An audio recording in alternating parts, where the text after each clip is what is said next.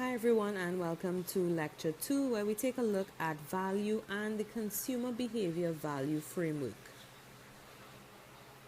The consumer value framework or the CVF framework represents consumer behavior theory illustrating factors that shape consumption related behaviors and ultimately determine the value associated with consumption. In layman's terms, the CVF allows you to see all of the different factors that affect consumer behavior and how those factors impact upon the consumer behavior process and the value that is achieved from that consumer behavior process. As you can see here, the CVF includes internal influences like consumer psychological factors, personality aspects of the consumer, and then they include external influences, the social environment, and situational influences. You see how these two types of influences, internal and external, impact the consumption process and the end value that is realized by the consumer.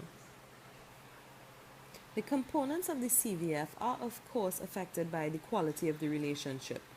Relationship quality reflects the connectedness between a consumer and a retailer, brand, or a service provider. When it comes to the consumption process part of the CVS, you will realize that there's a deciding part that happens. That's when that consumer is trying to decide what is needed, what options for exchange are available, and the inevitable reaction to consumption. There are again two types of factors that influence this process. You have internal influences and you have external influences. Internal influences are things that go on inside of the consumer that can be thought of as part of the consumer. They would include the psychology of the consumer and their personality. In terms of psychology of consumer, you want to look at cognition and affect. Cognition has to deal with the thinking or the mental processes that go on as we process and store things that will later on become knowledge. Affect is the feelings experienced during consumption activities or associated with specific objects. External influences include the social and cultural aspects of life as a consumer. In terms of external influences, you have of course the social environment. That's the people and the groups who help shape a consumer's everyday experiences. And then you have situational influences. These are unique to a time or place that can affect consumer decision making and the value received from consumption. You would have seen that the CVF also includes the concept of value.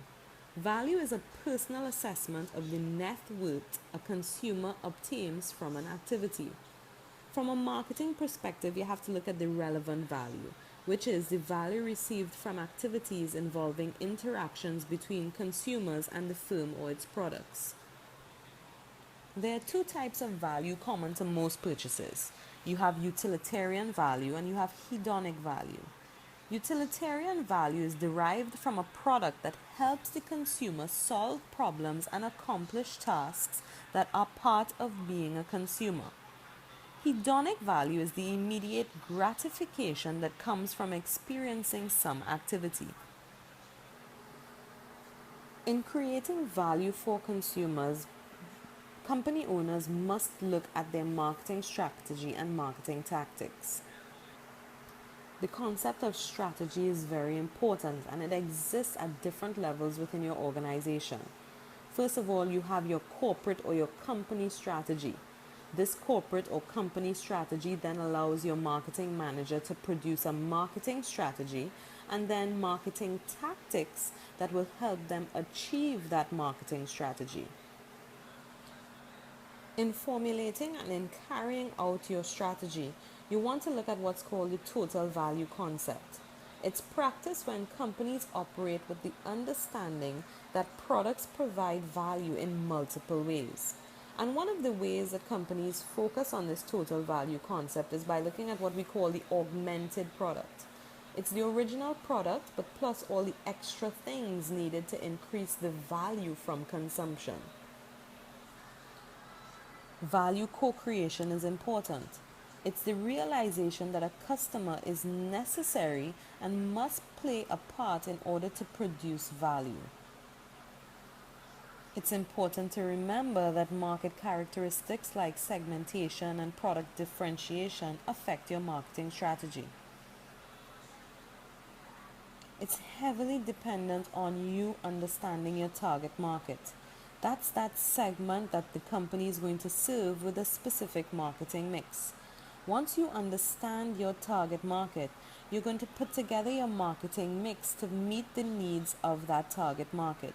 So you're going to look at a combination of your product, pricing, promotion, and distribution strategies in order to ensure that your marketplace needs are being met. One product category that really looks at that target market and breaks it down into needs and wants is the cereal industry. So, for example, manufacturers of breakfast cereals will differentiate their product to meet market need and market demand. So, for example, you have one category of cereals that deals with sugary cereals for kids, you have another category of nutritious cereals for adults, and then you have hot cereals and ready to eat cereals. All of these things affect your marketing strategy. Going back to principles of marketing, you also have to understand the nature of the demand for your product or service in any industry. When you understand the demand for your product, you're going to understand how pricing of your product is going to affect demand.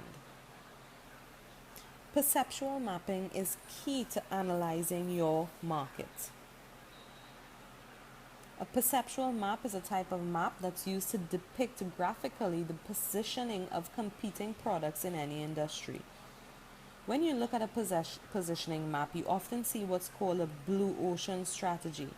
A blue ocean strategy seeks to position a firm so far away from competitors that, when successful, the firm creates an industry of its own, at least for a time. That is, of course, until competition enters the industry. So your perceptual map tells you two things. It tells you where everyone else is, but it also tells you where there are opportunities that need to be taken advantage of in any industry. In addition to brand loyalty, the focus on the lifetime value of the customer is another measure that business owners sometimes use when they're trying to figure out their marketing strategy. Customer lifetime value represents the approximate worth of a customer to a company in economic terms. To figure out your CLV or your customer lifetime value, you have to look at the net present value of your sales, subtracting your costs, and then adding the net present value of your equity. And that, everyone, brings us to the end of this week's lecture on customer value and the customer value framework. For any questions and to see our discussion, please visit our forum this week, and you can ask any questions based on this week's lecture, and you can contribute to our class discussion.